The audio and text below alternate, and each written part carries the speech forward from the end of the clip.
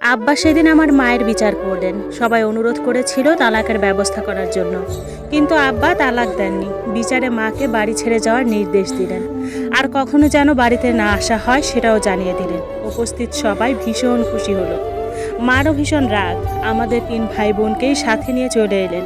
আশ্রয় নিলেন বাপের বাড়িতে। মামিরা কোনোভাবেই আমাদেরকে মেনে নিতে চাচ্ছিলেন না। নানি জীবিত ছিলেন, তাই একটু আশ্রয় দিয়েছিলেন। আমার নামটাই তো বলা হয়নি। আমার নাম ফারদিন মিহির। তখন আমার বয়স 9 বছর। নানা বাড়িতে নানির রুমে মা আমাদেরকে নিয়ে থাকতেন। সবাই বোঝা মনে করলেও নানি অতটা খারাপ ব্যবহার করেননি, যদিও একটু বিরক্ত হয়েছিলেন। নানা বাড়ি দাদা বাড়ির সবাই ভেবেছিল আব্বা ডিভোর্স লেটার পাঠিয়ে দিবে, কিন্তু অবাক ব্যাপার, কয়েক মাসেও আব্বা ডিভোর্স লেটার পাঠালেন না। দাদি ভীষণ চাপ দিয়েছিলেন আব্বাকে। আব্বা সবসময় বলেছিলেন প্রয়োজনে একা থাকবেন, তবু আর বিয়ে করবেন না। এদিকে নানা বাড়ি থেকেও নানি আব্বার কাছে খবর পাঠিয়েছিলেন ডিভোর্স লেটার পাঠানোর জন্য। মাকে না জানিয়ে গোপনেই খবর পাঠিয়েছিলেন আব্বার কাছে। আব্বা ডিভোর্স লেটার পাঠাননি। নানির ইচ্ছে ছিল ডিভোর্স লেটার পেলে আমাদের 3 ভাই বোনকে অন্যের কাছে পালক দিয়ে দিবে, কিন্তু আব্বা তো ডিভোর্সই দেননি। আবার মেজো মামাও রাজি ছিলেন না মার ডিভোর্সে। শুনেছি দাদা বিছানায় পড়েছিলেন 6 মাস পরেই। দাদি একা সংসার সামলাতে না পেরে বিয়ের জন্য অনেক চাপ দিয়েছিলেন আব্বাকে। অনেক চেষ্টাও করেছিলেন আবার বিয়ে করাতে। আব্বা বিয়ে করেননি। আমরা যখন দাদা বাড়িতে ছিলাম তখন থেকে দাদা দাদি আব্বার হাত থেকে সব টাকা নিয়ে যেতেন। মানে বেতন পেয়ে আর প্রাইভেট পড়িয়ে যা পেত সবই নিয়ে যেতেন। আমরা চলে আসার পরও একইভাবে দাদা দাদি টাকা পয়সা নিয়ে যেতেন। আব্বা ভীষণ নিরীহ এবং শান্ত মানুষ ছিলেন। ধৈর্য ছিল খুব। একমাত্র পুত্র বলে সবসময় দাদা দাদি ব্ল্যাকমেইল করত। এদিকে আমরা নানা বাড়িতে চলে আসার পরে আব্বার টাকা দিয়ে তো দাদির সংসার চলতোই। বাকি টাকা আমার 2 ফুপুর জন্য খরচ করতেন। বাড়িতেই তো আব্বা প্রাইভেট পড়াতেন। কয়জন ছাত্র প্রাইভেট পড়ায়, কত টাকা করে পায়, সব হিসাব দাদির কাছে ছিল। বেতনের টাকার হিসাবও দাদির কাছে ছিল। কোনো টাকা যেন মাকে না দিতে পারেন। শুনেছিলাম আব্বা রাত করে বাড়িতে আসতেন। আমার ফুপুরা আমাদের নানা বাড়ির প্রতিবেশীদের সাথে যোগাযোগ রেখেছিলেন আব্বা গোপনে আমাদের সাথে দেখা করতে আসে কিনা, আমাদের জন্য টাকা পাঠায় কিনা, এসব তদারকি করার জন্য।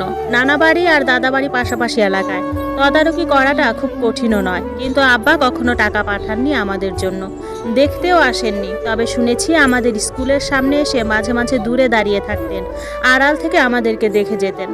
এভাবে কেটে যায় 2 বছর। ভীষণ কষ্ট হয় আমাদের নানা বাড়িতে। আমরা একরকম বোঝার মতো ছিলাম সবার। সবাই খেয়ে যা থাকতো সেটাই দেওয়া হতো আমাদেরকে। মার অসুখ হলেও ওষুধ কিনে দেওয়ার কেউ ছিল না। মামিরা কতভাবে খারাপ ব্যবহার করত।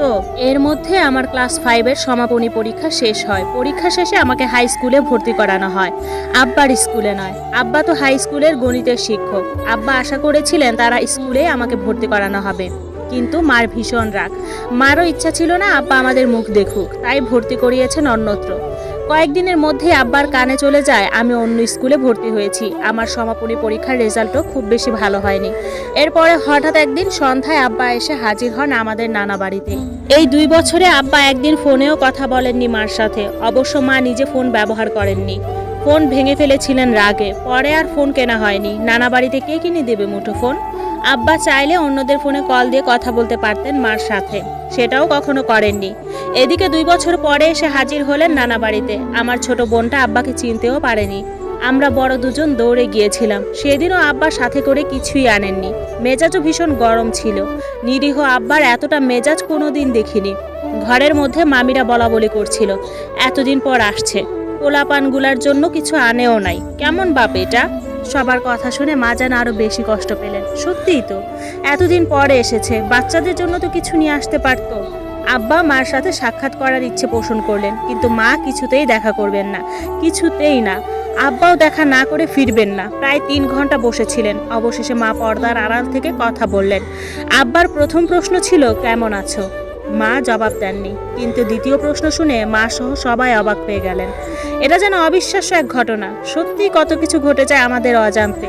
সেদিন এক নির্মম সত্য বেরিয়ে আসে।